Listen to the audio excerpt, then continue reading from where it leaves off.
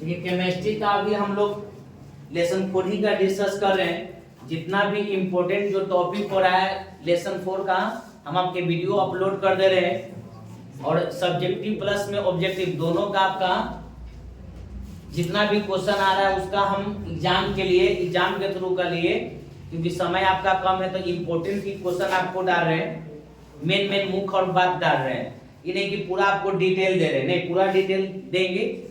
जैसे एग्जाम खत्म होगा उसके बाद आपको डिटेल मिलना चालू हो जाएगा। अभी तक चैनल पर आप नए हैं तो सब्सक्राइब कीजिए, लाइक कीजिए और कमेंट कीजिए और शेयर भी कीजिए। चलिए स्टार्ट हम लोग करते हैं। कार्बन और उनके यौगिक लेसन आपका 4 क्लास 10 का है।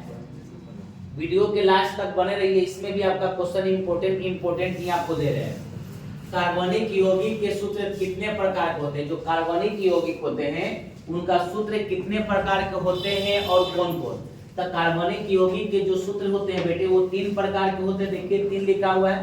पहला जो लिखा हुआ है लुईस इलेक्ट्रॉन बिंदु संरचना, पहला है जो लुईस इलेक्ट्रॉन बिंदु संरचना, दूसरा है संरचना सूत्र और तीसरा है आपका त्रिविम सूत्र। मतलब 3 प्रकार का है। पहला आपका है लुईस इलेक्ट्रॉन बिंदु संरचना, दूसरा है संरचना सूत्र, तीसरा है त्रिविम सूत्र। लुईस इलेक्ट्रॉन बिंदु संरचना में हम लोग क्या करते हैं कि एक क्रॉस दर्शाते हैं। ये देखिए इसको हम लोग पढ़ते हैं क्रॉस, और जो ये रहता है इसको हम लोग पढ़ते हैं डॉट। ठीक है, एक होता है क्रॉस, एक होता है डॉट। मेथेन का सूत्र होता है CH4। देखिए मेथेन का सूत्र होता है आपका CH4। मेथेन का जो सूत्र होता है बेटा देखो CH4 होता है। तो CA वो है आपका एक 4 वो है, तो एक ऊपर दर्शा दिए, एक ऊपर दर्शा दिए, एक ऊपर दर्शा दिए, एक ऊपर दर्शा दिए। अब अष्टक का नियम इसमें लागू होता है। ये अपना श्रृंखला हमेशा पूरा करना चाहता है, या तो 2 गो या तो 8 गो पूरा करना चाहता है। अष्टक का नियम होता है कि निकटतम से अपना लेकर 8 गो, अष्टक का नियम अपना 8 गो रोटी भर लेगा, उसी को हम लोग अष्टक का नियम कहते हैं। या तो 2 गो होना चाहिए या तो 8 गो होना चाहिए। तो हम कार्बन देखते हैं तो कार्बन का परमाणु संख्या जो होता है वो 8 होता है। तो इसमें हम इलेक्ट्रॉनिक विन्यास करेंगे तो 2 और 6 होता है, तो 6 को आपको दे देंगे। तो 6 को जो है उसको हम लोग क्या करते हैं कि 6 होता है, 6 होता है जिसमें इसका डिवाइड किया जाता है तो 2 और 4 होता है। तो कार्बन हम लोग 4 को दे दिए, देखिए 4 को दे दिए। और हाइड्रोजन को 1 होता है तो एक हम ले लिए, इसको हम क्रॉस द्वारा दर्शा दिए। देखिए इसका भी आपका हाइड्रोजन का 2 गो अष्टक अपना पूरा हो गया। और कार्बन को हमको 8 को चाहिए, देखिए तो कार्बन का आपको 8 को दे दिया ये। तो इलेक्ट्रॉन बिंदु संरचना में डॉट और क्रॉस द्वारा दर्शाया जाता है। संरचना सूत्र में आपका पेंटेन का सूत्र होता है C5H12।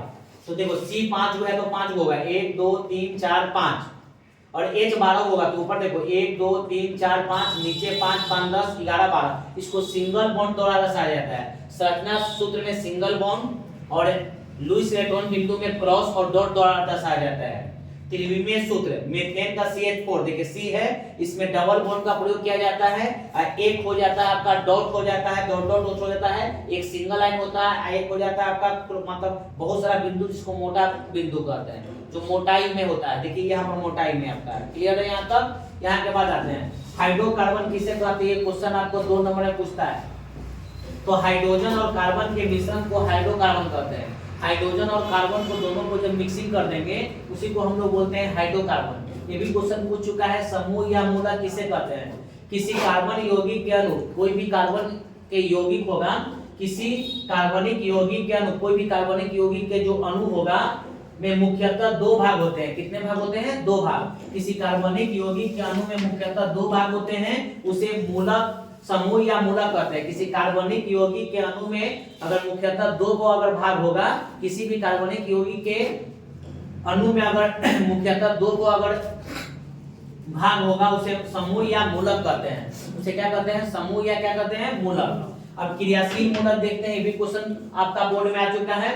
किसी कार्बनिक यौगिक में उपस्थित वह समूह, किसी कार्बनिक यौगिक में उपस्थित वह समूह जिस पर यौगिक का रासायनिक गुण निर्भर करता है। यौगिक का जितना भी यौगिक रहेगा उसका अगर रासायनिक गुण निर्भर करेगा, याद रखिएगा जिसका रासायनिक गुण निर्भर रहता है उसे यौगिक का क्रियाशील मूलक कहते हैं। क्रियाशील मूलक में क्या होता है कि यौगिक का रासायनिक गुण निर्भर रहता है, यौगिक का जो रासायनिक गुण निर्भर रहता है उसी को हम लोग बोलते हैं क्रियाशील मूलक। जैसे मेथेनॉल का सूत्र होता है CH3OH, CH3OH तो मेथिल अलग हो जाता है, एल्कोहल अलग होता है, तो मेथिल का सूत्र हो गया CH3 और एल्कोहल का हो गया OH, आपको बता दिया गया है। समझातीय श्रेणी, कार्बनिक यौगिक के गुणों का अध्ययन, कार्बनिक यौगिक के जो गुण रहेगा, मान लो कि कोई व्यक्ति का गुण होता है कि काम के, महात्मा गांधी का गुण है कि आजादी करवाए थे, यहाँ पर सपोर्ट किए थे, वहां पर सपोर्ट किए थे, आंदोलन किए थे, तो उनका योगदान हो गया या तो उनका गुण हो गया। कार्बनिक यौगिक के गुणों का अध्ययन सुचारू रूप से करने के लिए, मतलब अच्छी ढंग से करने के लिए, कार्बनिक यौगिक के गुणों का अध्ययन सुचारू रूप से करने के लिए इन्हें कई वर्गों में बांटा गया है। किसको? समझातीय श्रेणी को, जिसे समझातीय श्रेणी कहते हैं। और कोई भी वस्तु को अगर सुचारू रूप से अगर आप अध्ययन कर दीजिएगा और उसको अध्ययन करके उसको बंटवारा कर दीजिएगा, बांट दीजिएगा, विभाजित कर दीजिएगा, उसी को हम लोग बोलते हैं समझातीय श्रेणी। बेंजीन का संरचना सूत्र, बेंजीन का संरचना सूत्र होता है C6H6। क्वेश्चन पूछता है कि बेंजीन का संरचना सूत्र बनाइए, तो ये आपको ये बनाना है, ये बनाना है, ये आपका एकदम ये सिंपल हो गया। देखिए ये आपका ये सिंपल है, बीच में आपको वो दे देना है, बन गया। या तो ये बनाना है आपका, सी आपको लेना है 1 2 3 4 5 6 को लेना है, 6 को आपको लेना है, एक सब पर एक ही को एच सटा देना है। अब एक को छोड़कर आपको डबल बॉन्ड का प्रयोग करना है। देखिए double bond, single bond, double bond, single bond और डबल बॉन्ड का प्रयोग करना है। ये बात आप ध्यान में रखिएगा। या तो ये बनाइए, दोनों में से कोई बना दीजिएगा। आगे आते हैं, समयौगिक किसे कहते हैं? ये भी क्वेश्चन आपका एग्जाम में पूछ चुका है कि समयौगिक किसे कहते हैं। वैसे कार्बनिक यौगिक जिनके अणुसूत्र समान होता है, जिनका अणुसूत्र समान होगा लेकिन भौतिक और रासायनिक गुण, अणुसूत्र समान होना चाहिए लेकिन भौतिक और रासायनिक गुण अलग अलग या तो भिन्न भिन्न होगा, उसी को हम लोग बोलते हैं समयौगिक। फिर से ध्यान दीजिएगा, बहुत इंपॉर्टेंट है समयौगिक। जिनका अणुसूत्र समान होगा लेकिन भौतिक और रासायनिक गुण अलग अलग होगा, उसे समयौगिक कहते हैं। क्वेश्चन 100% पूछता है एग्जाम में। और ऐसी जो अणुसूत्र जो समान होगा, भौतिक और रासायनिक गुण अलग होगा, और जो घटना घटा उसी को हम लोग बोलते हैं समयवैधता। याद रखिएगा, जो घटना घट गया उसी को बोलते हैं समयवैधता। समयवैधता कितने प्रकार के होते हैं? 2 प्रकार के होते हैं। समयवैधता 2 प्रकार के होते हैं। पहला होता है संरचनात्मक समयवैधता और दूसरा त्रिविम समयवैधता।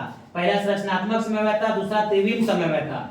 संरचनात्मक समयवैधता कितने प्रकार के होते हैं? संरचनात्मक समयवैधता 3 प्रकार के होते हैं। श्रृंखला समयवैधता, स्थान समयवैधता, क्रियाशील समयवैधता। ये ऑब्जेक्टिव में पूछता है। संरचनात्मक समयवैधता कितने प्रकार के होते हैं? तो आपको 3 प्रकार के होते हैं। श्रृंखला समयवैधता, स्थान समयवैधता, क्रियाशील समयवैधता। ये कितने प्रकार के होते हैं नाम लिखना पड़ेगा। त्रिविम समयवैधता कितने प्रकार के होते हैं? तो 2 प्रकार के होते हैं। ज्यामितीय समयवैधता, दूसरा प्रकाशीय समयवैधता। इसका भी डिफिनेशन आपको एग्जाम में नहीं पूछता, लेकिन कोई दिक्कत है, इतना पढ़ लीजिएगा, आपको अच्छा नंबर आएगा। Thank you.